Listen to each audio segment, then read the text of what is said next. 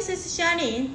Recently, some new followers asked me, "Hi Sharline, I just started my small business. How can I import from China?"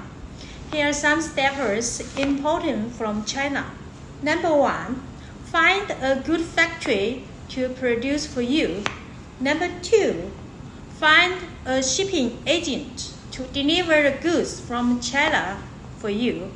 Number 3, check the local custom clearance rules and the importing taxes of your products.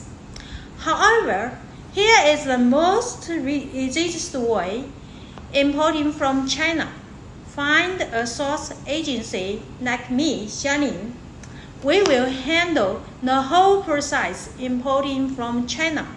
Follow Sharline, your business partner in China.